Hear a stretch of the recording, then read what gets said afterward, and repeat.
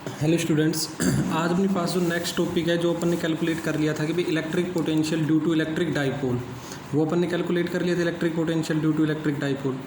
अब अपने पास जो नेक्स्ट टॉपिक है वो है इक्वी पोटेंशियल सरफेसेस। और इक्वी पोटेंशियल सरफेसेस के अंदर ये इसकी डेफिनेशन क्या होगी, इक्वी पोटेंशियल सरफेस यानी जैसे नाम से अपने पास इंडिकेट हो रहा है कि जो ऐसा सरफेस जिसके जितने भी अपने पास पॉइंट हो उन सब पे पोटेंशियल की वैल्यू क्या हो, सेम हो, इक्वल पोटेंशियल हो। जैसे इक्वी पोटेंशियल यानी इक्वल पोटेंशियल सरफेस, यानी कि इक्वल पोटेंशियल की कोई भी एक सरफेस होगी उसको अपन क्या बोल देंगे यहाँ से, इक्वी पोटेंशियल सरफेस। तो इसकी डेफिनेशन क्या होगी, दो surface at every point of which the electric potential is same is known as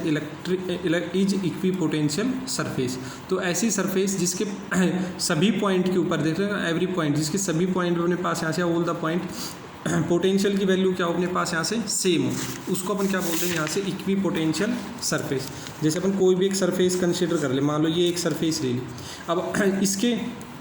किसी भी पॉइंट पर अगर अपन देखें यहाँ से, इसको ए बी सी डी कोई भी पॉइंट दे अपने पास है, इन सभी पॉइंट पर पोटेंशियल की वैल्यू क्या है अपने पास यहाँ से सेम आए, तो इस सरफेस को अपन क्या बोल देंगे यहाँ से, equi potential surfaces.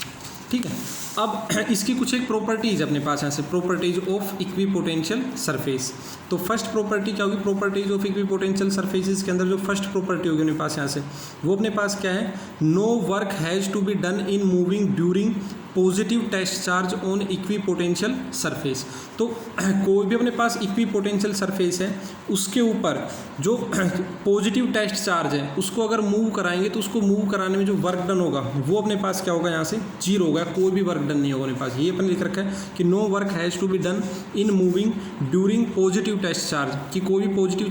Test charge है उसको अगर कोई भी इक्वी पोटेंशियल सरफेस पे मूव कराएं तो वो वहाँ पे वर्क डन क्या हो जाएगा, जीरो हो गया, कोई भी वर्क नहीं करना होगा। और इसको अपन अगर प्रूफ करना चाहें तो ये इसका छोटा सा अपने पास क्या है, प्रूफ है अपने पास यहाँ से।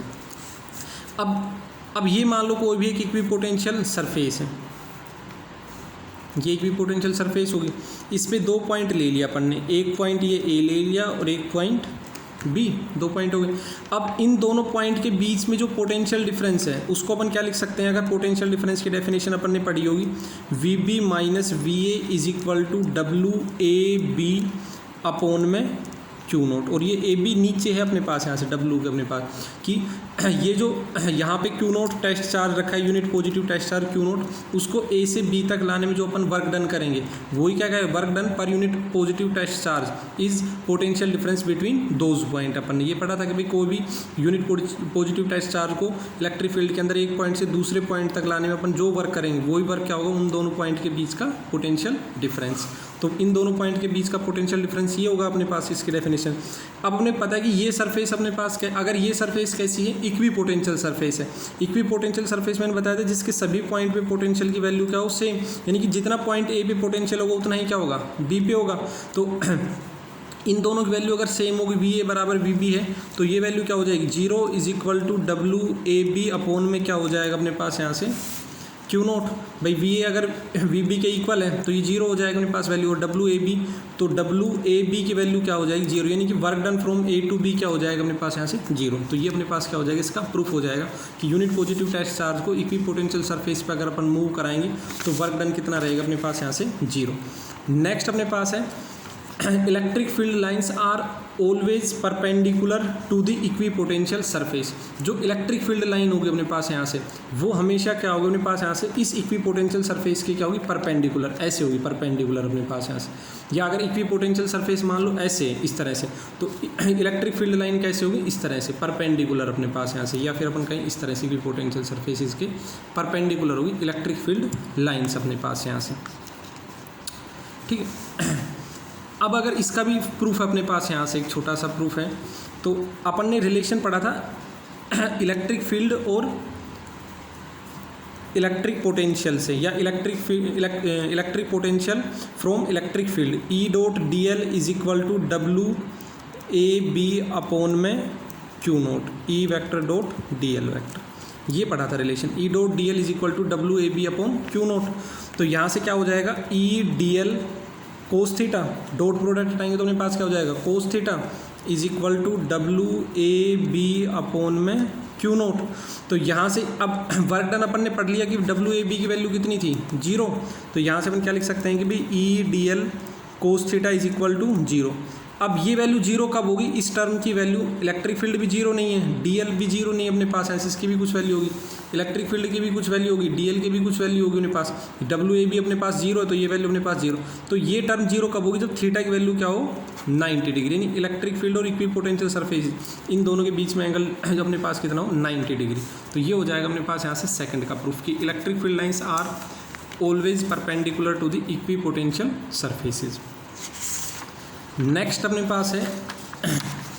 जो प्रॉपर्टी है, और एक चीज़ और मैं बता देता हूँ, ये जो दोनों प्रॉपर्टी अपन ने पढ़ी है इसके ये सिर्फ डेफिनेशन एक तरह से जो अपन ने थ्योरेटिकल है ये याद रखना, ये प्रूफ नहीं पूछता है कभी भी एग्जाम में, प्रूफ नहीं पूछता है। प्रूफ मैंने करा रखे हैं इसके अंदर, वैसे बुक्स वगैरह में शायद नहीं दे रखे होंगे प्रूफ्स, डायरेक्ट प्रॉपर्टीज़ ही मिलेगी अपने को यहाँ से, तो इसलिए इसके प्रूफ की बजाय चाहिए वैल्यू, ये दोनों जो पॉइंट है उसको याद रखें। तो वर्क डन 0 होगा और इलेक्ट्रिक फील्ड लाइन्स हमेशा क्या होगी अपने पास यहाँ से इक्विपोटेंशियल सरफेसेज की क्या होगी परपेंडिकुलर, क्योंकि प्रूफ है वो पूछता नहीं है। इसमें इसी तरह से आ सकता है क्वेश्चन कि भाई इक्विपोटेंशियल सरफेस को डिफाइन करो, define equipotential surfaces and right it's 2 properties, कोई भी 1 या 2 प्रॉपर्टी लिखवा लेगा अपने पास यहाँ से, ठीक है। अब थर्ड जो प्रॉपर्टी है वो अपने पास क्या है इक्विपोटेंशियल की सरफेसेज की, 2 equipotential surface can not intersect each other, कि 2 इक्विपोटेंशियल सरफेस कभी भी क्या नहीं करेंगे एक दूसरे को इंटरसेक्ट नहीं करेंगे, अपने पास इंटरसेक्ट मतलब क्रॉस नहीं करेंगे, काटेगी नहीं एक दूसरे को।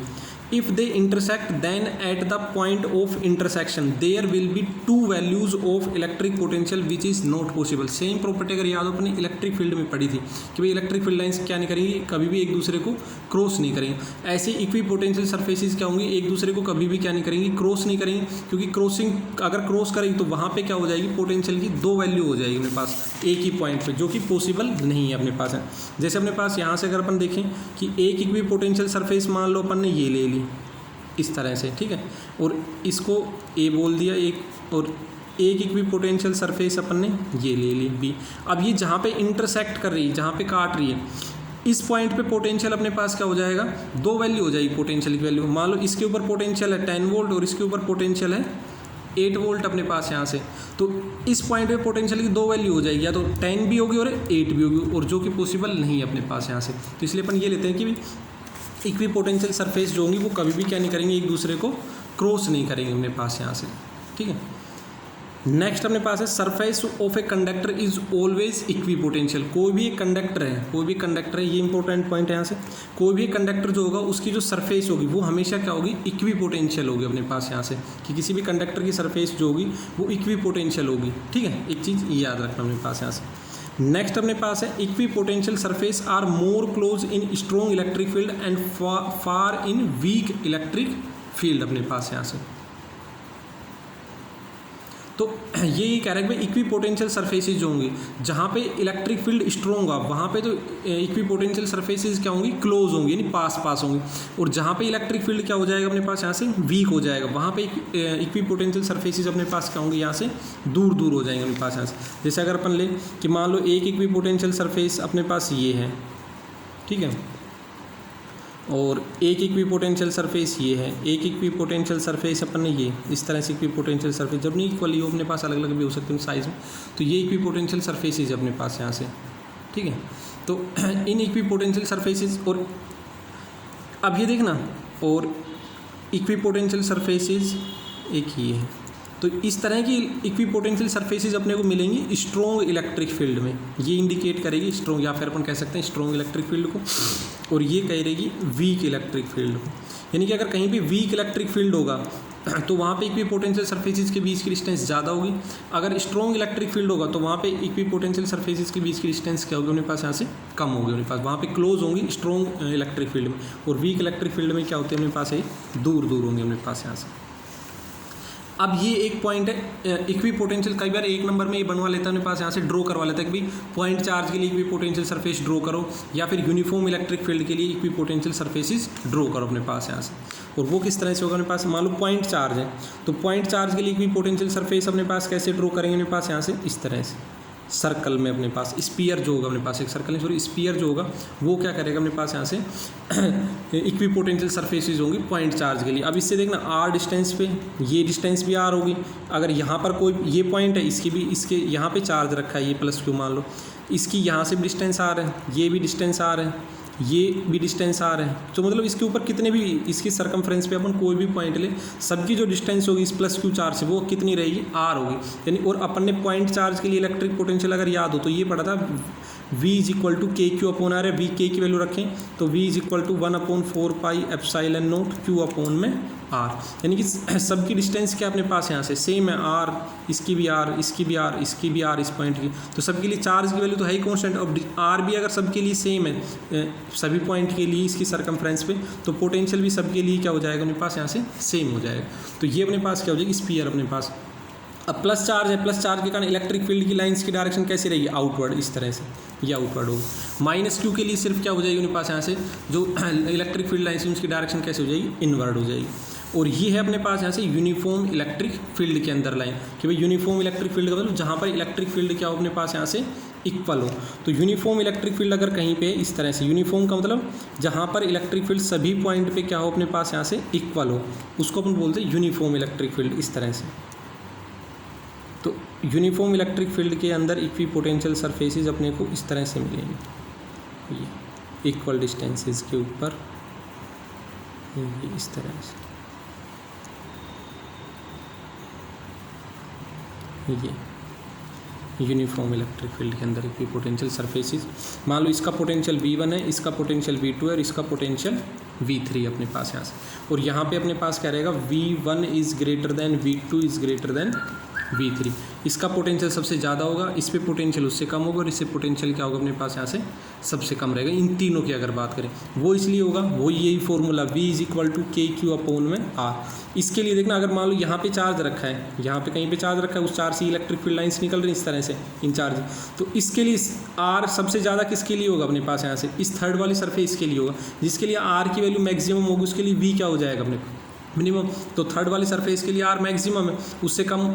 सेकंड वाली के लिए और सबसे कम इसके लिए अपने पास फर्स्ट वाली, तो फर्स्ट वाली के लिए R की वैल्यू सबसे कम होगी तो इसके लिए V की वैल्यू क्या हो जाएगी मैक्सिमम हो जाएगी। तो ये हो जाएगी अपने पास यूनिफॉर्म इलेक्ट्रिक फील्ड के अंदर इक्विपोटेंशियल सरफेसेज। और एक चीज़ याद रखना, यहाँ से अपन ये भी कह सकते हैं कि अगर यूनिफॉर्म इलेक्ट्रिक फील्ड में अपन इलेक्ट्रिक फील्ड की डायरेक्शन में अगर आगे बढ़ेंगे अपने पास आगे की तरफ जाएंगे, इलेक्ट्रिक फील्ड की डायरेक्शन में अगर आगे चलेंगे तो जो पोटेंशियल है उसकी वैल्यू क्या होती चली जाएगी अपने पास यहाँ से डिक्रीज होती चली। मैं फिर रिपीट कर देता हूँ कि इलेक्ट्रिक फील्ड की डायरेक्शन में अगर अपन मूव करेंगे तो इलेक्ट्रिक पोटेंशियल की वैल्यू क्या होती चली जाएगी डिक्रीज होती चली जाएगी अपने पास यहाँ से, ठीक।